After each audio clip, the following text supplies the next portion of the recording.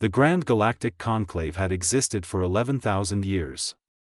Ambassadors from 47 civilizations sat beneath the crystalline dome of Station Meridian, their bodies ranging from gaseous clouds to silicon towers to beings of pure bioluminescent thought. The chamber hummed with the translated murmur of 100 languages processed through quantum interpreters. Ambassador Vale of the Vorith Collective, a creature resembling a cathedral of living bone, called the session to order.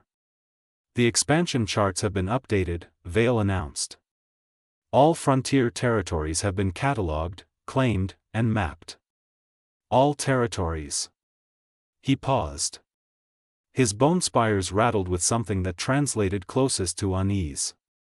Except one. Every being in the chamber already knew which territory. Human space. Senior cartographer Drix of the Mapping Guild, a small, four-eyed creature from the Pelian moons, pulled up the galactic map on the central holodisplay. The galaxy bloomed in vivid color.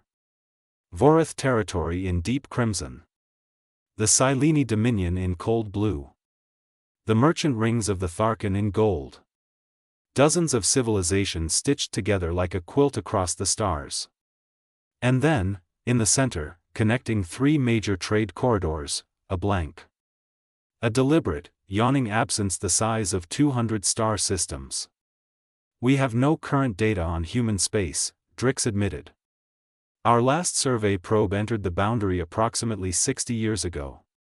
And, pressed Ambassador Lyrian of the Silene, her silver membranes fluttering with impatience. It did not return.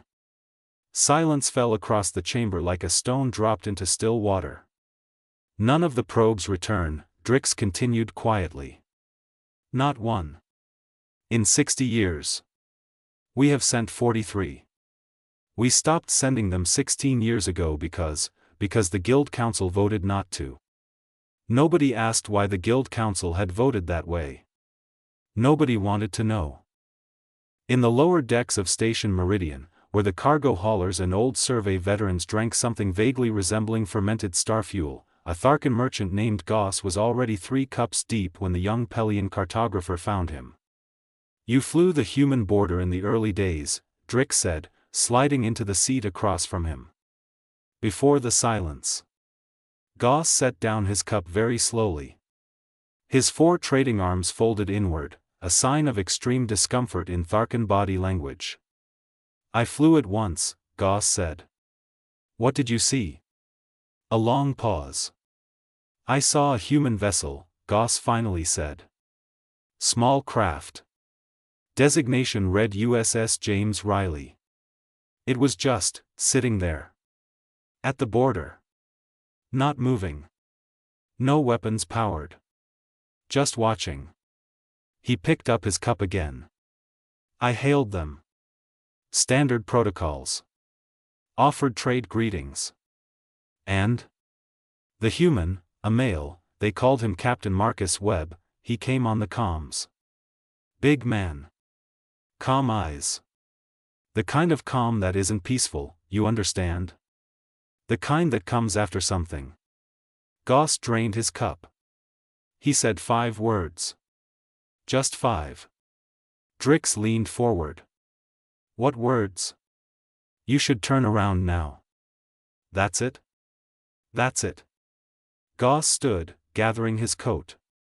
I turned around. I have never gone back. And Drix, every pilot who didn't turn around?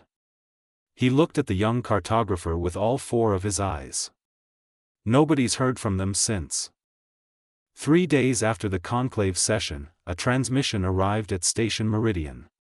It came from human space. It was addressed to the full galactic conclave. Every civilization. Every ambassador. The quantum signature was authenticated, it was genuine human origin. The message was brief. A single human male appeared on screen. Gray at his temples. A uniform bearing the eagle and stars of something called the United Earth Defense Command. His name tag read, General Thomas A. Hargrove. He did not smile. To the Galactic Conclave, General Hargrove said. We are aware you have questions about our territory. We are aware you have sent probes. We are aware of everything that enters our space. A pause. We allowed this message to reach you because you deserve one honest answer. The entire station held its breath. You haven't mapped human space, Hargrove said, because every civilization that has tried to take something from us has learned, very quickly, that the cost is too high. Another pause. The general's calm eyes looked directly into the camera. We don't hide. We don't threaten. We simply remember. Every insult. Every incursion. Every life taken. His expression didn't change. We're humans. It's what we do. The transmission ended.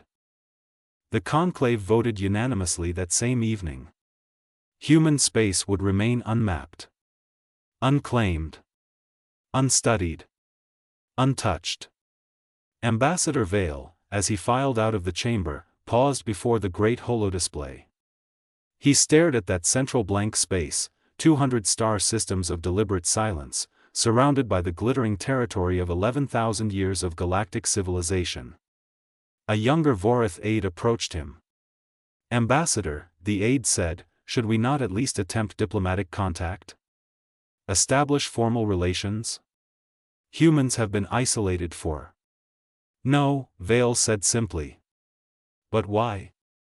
The old ambassador stared at the blank space a moment longer.